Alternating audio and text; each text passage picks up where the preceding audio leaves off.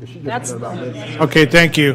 Hey, good afternoon, everybody, and welcome to the Sarpy County Board of Equalization meeting. It's Tuesday, May 24th at 3:02 p.m. Copy of the Nebraska Opens Meeting Acts on the north wall of the boardroom. We have 4 commissioners present today: Burmeister, Kelly, Warren, Mixon. Commissioner Klug is absent. Congratulations to Commissioner Klug on the birth of his child. We have our county administrator, Dan Hoynes, our county clerk and register of deeds, Deb Houghtaling, and our county treasurer, Chase Jones. If you would, please silence your cell phones and stand for the Pledge of Allegiance. I pledge allegiance to the flag of the United States of America, and to the republic for which it stands, one nation, under God, indivisible, with liberty and justice for all.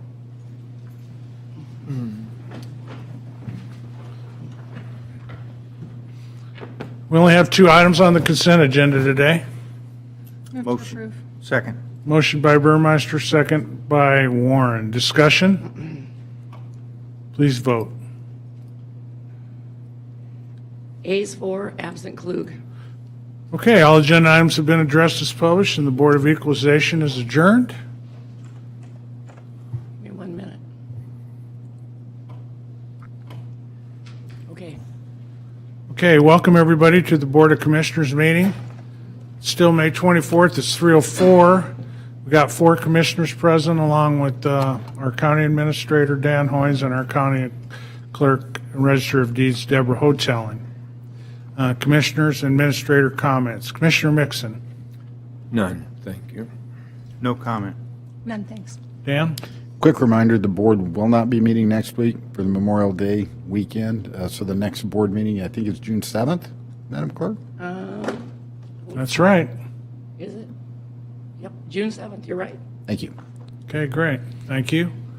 All right, that gets us to the consent agenda, 5 items. Motion to approve. Second. Motion by Commissioner Warren, second by Commissioner Mixon to approve the consent agenda as published. Any discussion? Please vote. Ayes 4, absent Klug. Okay, on the Planning and Zoning Commission agenda, we have first item is a public hearing. It's item 5.1, Resolution 118, special use permit for RS2 Single Family Residential District for a home occupation to allow salon at the property of 16210 Greenleaf Street in Millard Park South. Kelly Jeck from the Sarpy County Planning Department. Kelly.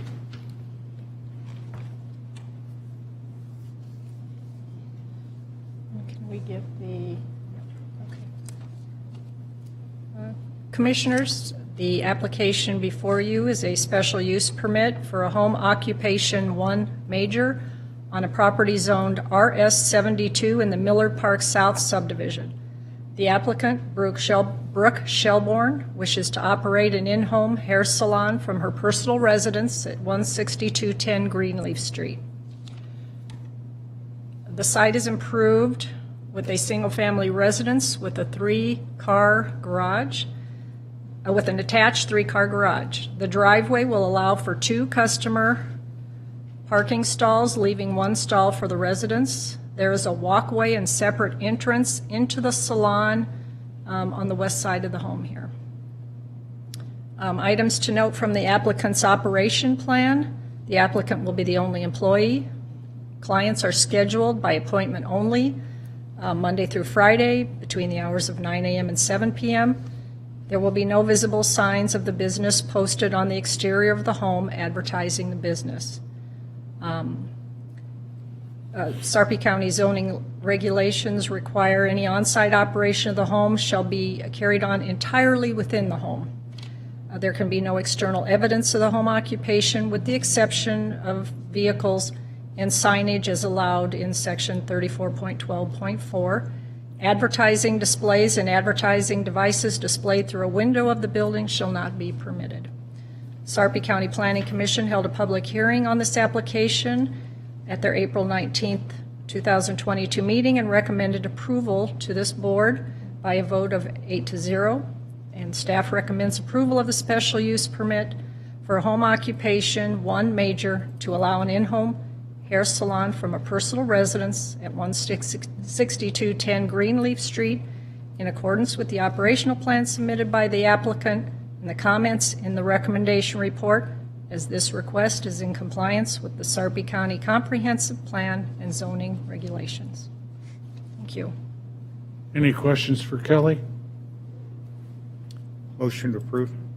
We got a Public close. hearing. Oh, it's public hearing, I'm sorry. Anybody want to address the board on this matter? Okay, then I'll close the public hearing now, Commissioner Warren. I don't want to do it now. I'll make a motion to approve. Second. A motion by Commissioner Warren, second by Mixon. Discussion? Please vote. A's 4, absent Klug. Okay, items 5.2 through 5.4 all involve the same property, so I'll read them all. We'll have one public hearing, but we'll vote on each matter separately. The first two items, 5.2 and 5.3, are public hearings. Resolutions 127 and 128. 127 is for preliminary plat for a subdivision to be known as Outlots 1 through 5, Bojanski Edition. It's a replat of Outlots 65, 66, and 70 at Hanson Lakes. It's generally located just south of La Platte Road by Hanson Lake 3, I think. The lake closest to La Platte Road. And the applicants are numerous, Mike Sotak, Robert Farall, Douglas Cook, Michelle Cook, etc.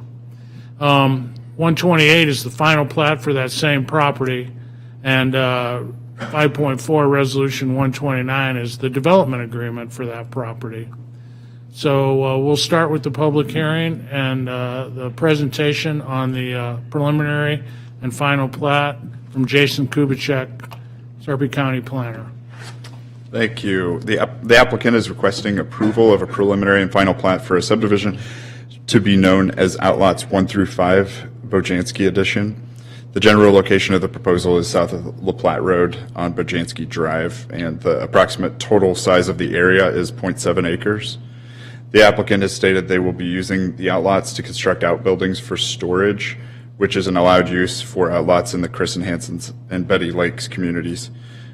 Portion of the subject properties are located in the floodplain.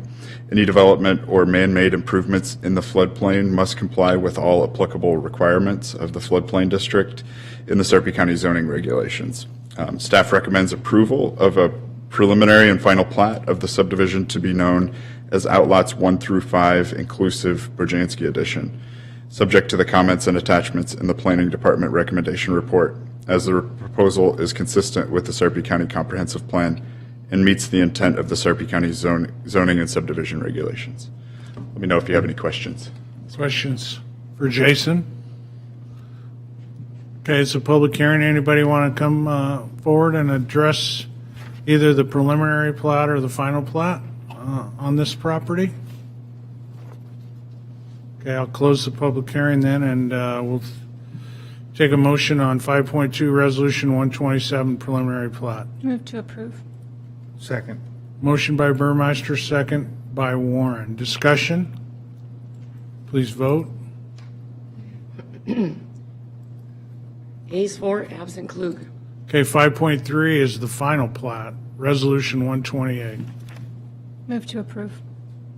Second. Motion by Burmeister, second by Warren. Discussion? Please vote.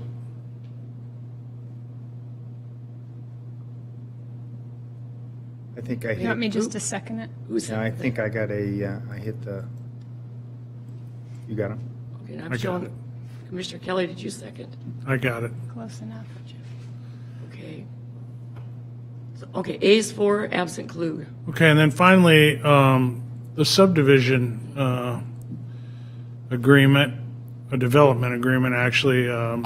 We have Nicole Spitzenberger from the Deputy County Attorney's Office here. Anything unusual, Nicole? Is this on? No, there's nothing unusual. Just a short agreement outlining, water's allowed, but no sanitary sewer. There's just non-residential structures allowed and a little bit about the dedication and road improvements and signage, so. Motion to approve. Second. Motion by Commissioner Burmeister, second by Commissioner Warren. Discussion, questions, comments? Please vote. Ayes 4, absent Klug. Thank you, Jason. Kelly? Okay, into the regular commissioners' agenda. We only have one item today. It's Resolution 136, and we're going to award the lowest responsible bid to All Makes Office Equipment for Correctional Center office furniture in the amount of $156,140.34. Beth Garber, Assistant County Administrator. Whoa. How did that happen? Congratulations. Thank you, Chairman. On May 6, 2022, 4 bids were received for the Correctional Center office furniture project. After a review, it's recommended the bid be awarded to the lowest responsible bidder, All Makes, for $156,140.34. The low bid of $125,928.90 did not submit bids on all line items, and this was not worded in a way to award it to multiple contractors. The county has worked with All Makes on several projects. We have not worked with J&N Enterprises, and neither has our architect firm. Just FYI on that one. This is for office furniture only.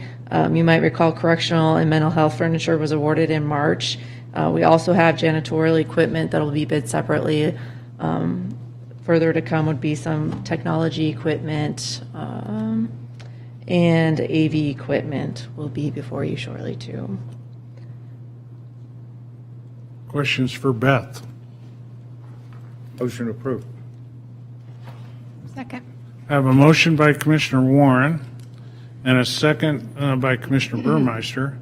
And before we vote, I'll answer your question. It happens because of your expertise, your knowledge of the job, and your leadership abilities. So great job. Thank you, sir. You bet. Please vote. Ayes 4, absent Klug. Okay, all agenda items have been addressed as published, and the Board of Commissioners is adjourned. And we'll reset for the Board of Corrections.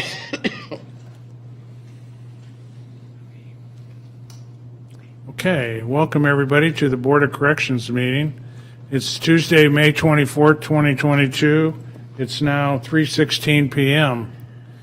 The Nebraska open meeting rules are on the north wall. We have 4 commissioners present, our county administrator, and our county clerk and register of deeds.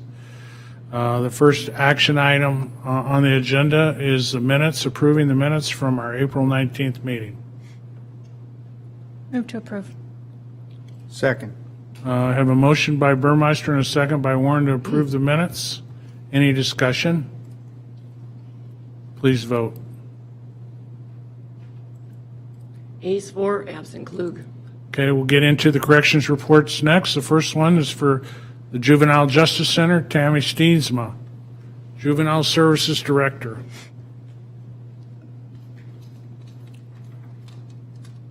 Good afternoon, Commissioners. Good afternoon. Is the report up?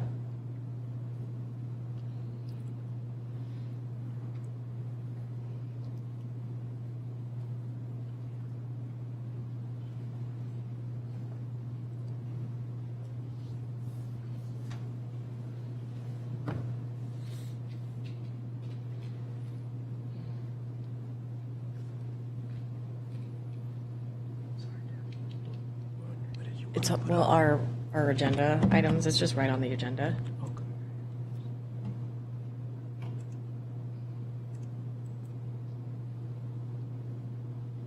You had it up there a second ago, so I thought that's what you were doing.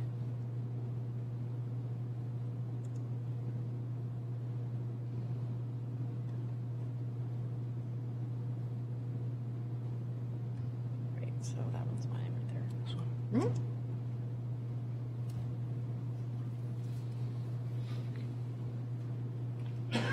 Can you take it from here? Yeah. Okay. Thank you, Tim. Perfect. Thanks, Jose. All right, so as far as the Juvenile Justice Center, we did have several bookings in April, and our admissions was also up. What was really exploding were our community programs. So our care, truancy, and tracker, all-time high of 84, our alternative school at 20, and our reporting centers at 63. So our detention numbers remain pretty steady, but our community programs were definitely the highest that they've been so far this year. And then you can just see from our graph here, as far as our medical information, we had 85 assessments, so even with just the 16 youth, the reason we had 85, I've mentioned this before, we do have a lot of youth in our facility that have medical issues. One of them has a seizure disorder, and another youth had surgery on his shoulder, so came in with some other medical issues. So it's always kind of a trend there at the facility to have medical issues with our youth. We did have 15 of the 16 youth on psych meds for a total of 56 meds. So again, just something I always want to bring to the board's attention of the medical needs, the mental health issues that we do have at the Juvenile Justice Center. And haven't added any new counties for our map there. Did want to just talk about a couple things that we have going on for the summer. The next time that we do meet, I will have our final numbers for the alternative school. Since our school is actually ending tomorrow, we follow the Papillion Vista Community School District, and I'm sure I'll have a number of graduates too to share with you. Our summer programming will be starting on June 1st, and we will be having youth that we will take to various areas and throughout the community to do community service. Scatter Joy Acres, a Tri-City food pantry. We also help at the Humane Society, and we do some work at the Juvenile Justice Center too. Last Saturday, we did have our garden cleanup, so our garden has already been planted, so our youth will be able to use those vegetables this summer.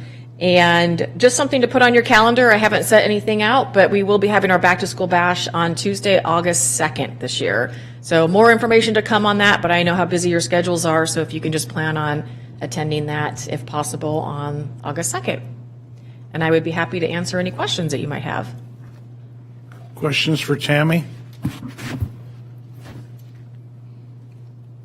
Thank you. All right, thank you. Great job.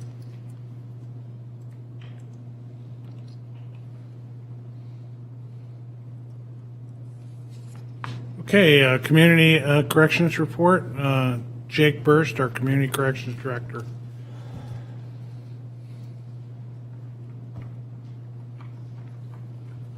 Good afternoon. It's already up there. Right here are our statistics for April.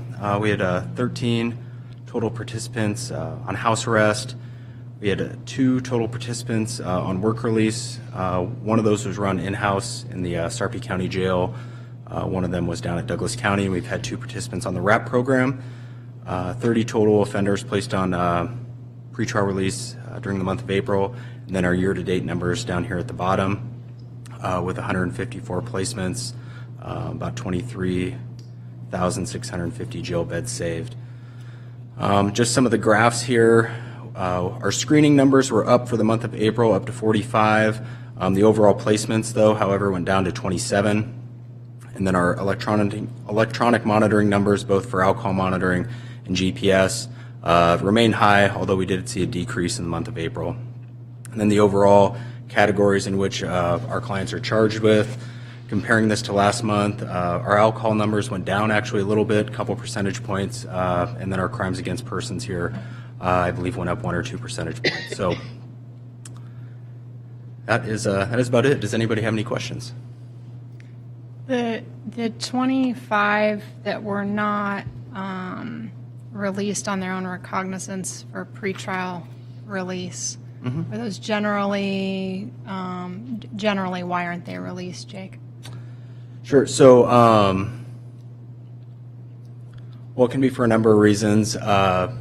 Sometimes the offense conduct is just, such that the judge just isn't going to place that individual on pretrial supervision and order their release.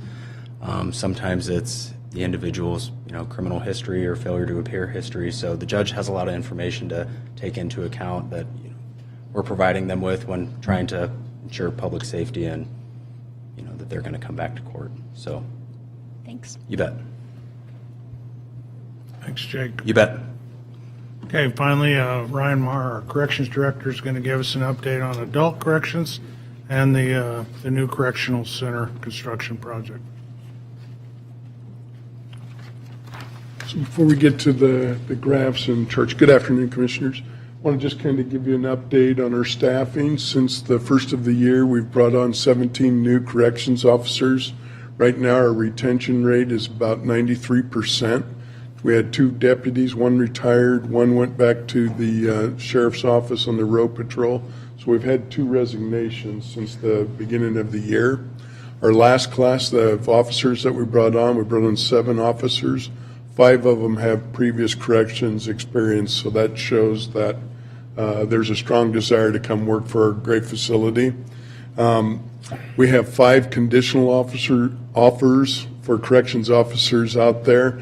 That will fill all of the vacant positions that we have in our agency. We're hoping to bring that class on before July 1st. On June 8th, we're working with Bellevue University. We're having a special hiring event just for Sarpy County. So corrections will be there. The Juvenile Justice Center, Tammy, and some of her staff will be there. We'll have a panel discussion. And we'll be trying to get the Bellevue University students, some of their veterans at the Military Veterans Center interested in coming to work for us. So hopefully that'll give us a really good start as we start hiring for the Sarpy County Corrections Center. Some activities that we're working on. We've revised our inmate worker program. It used to be called the trustee program. It's an inmate worker program. We're going to implement a pay stipend because we won't have special housing in our new facility. I think you'll see that not only change the atmosphere, the serious incidents in our facility, but also improve the staff-inmate interactions. So that'll be happening. When you look at our graphs here, you'll see that the admissions, the bookings, the releases were a little bit below the 5-year trend there on a monthly average. The same thing for our average daily population. Past 5 years, about 168 inmates per day in our facility. April, we're at 165. This morning, we had 145 inmates in our jail. So all those trends are in a good direction. When you look at the people that we have in the population, and I talked a little bit with Commissioner Clerk about recidivism last time we spoke, and this group here, if you look at this graph, about 19% of our population, about 20% are repeat offenders, and they've been readmitted back into our facility within the past 12 months. So that is a group that we are going to really work hard on. We're going to target interventions with our multidisciplinary team and really try to get this. You'll see in this next chart below here. We'll look at this again in about 6 months and see what sort of impact we can have on this. But kind of a big goal for us would be to decrease that by 5% over the next 6 months. So we'll see how we do with that. But I think, like I said, with the reentry services, with our multidisciplinary team, really focusing on the services, programs, and interventions of this kind of repeat offender group, that we'll see a lot of good progress in that. Any questions about our existing facility? Okay. Whoops. Okay, and so you can see a lot of activity with the Sarpy County Correctional Center. A lot of the masonry work is near completion on the first and second floors. They're doing a lot of work with that on the third floor. So when we get out there in July and see most of that masonry work will be completed, the staircases, the landings, all that will be installed, and most of they're starting to frame the windows inside the facility, starting to paint. So when we go out there again in July, I think you'll see a lot of progress, a lot of improvement in the construction process. And I'm happy to answer any questions that you have regarding that. I was just wondering about the HVAC equipment on the ceiling or on the roof. Is there a plan, or are we working a plan now to maybe conceal that? Yes. DLR is taking a look at that. They talked about some skirting. I haven't seen the proposal yet, okay. but there was discussion about that. That will be coming. I mean, it is, I had never noticed it until somebody pointed it out to me, and then I looked up there, and it's probably like high tension power lines. Right. You don't really even notice them, and then when you notice them, you go, holy cow. You know? Yep. So Yeah. anyway, so that's good. So they are working on that. Because that's such a busy intersection and corner, and the building Yeah. is fairly attractive, believe it or not, for a correctional facility. I guess if you didn't know it, you may not know that was what was going in there, but so they're doing a really good job. I agree. It's fantastic. Well, thank you, Ryan. Alrighty, thank you. If I can make one point, and you're done, Ryan, thank you. Since we've gotten an opinion from the attorney's office in regards to juvenile justice, I think it's valuable for us to hear a report from juvenile justice as well as from Jake on the adult stuff, but I'd like to see that move back to the commissioner's agenda and keep corrections just for Ryan. To me, it helps to clarify who people answer to and how the system works. Well, I mean, that's something we can certainly look at. It's fine with me. Sure. I'll work with Madam Clerk and list it accordingly next time. Thank you. And, we'll work that with Sheriff Davis and make sure he's fine with it. I know there's a requirement to have quarterly corrections meetings, but is there a requirement to have quarterly community corrections and juvenile justice meetings as well? I'd say, Commissioner Gill, as far as the state statute's concerned, there's a quarterly jail inspection required by Right, statute. okay. Well, I think, I'd like to kind of try to keep them on the same schedule. It makes sense to get the dump all in one day. How we do that, that's just process, so we'll work that out. I don't see any statute or guidance regarding the corrections meetings. I think it's certainly a best practice. I think if I understand Commissioner Warren, what he's trying to do is separate the lines of authority just from an agenda perspective, but Sure. in terms of the adult corrections and the JJC. So I think it's a pretty simple request we can accommodate. Okay, Thank you.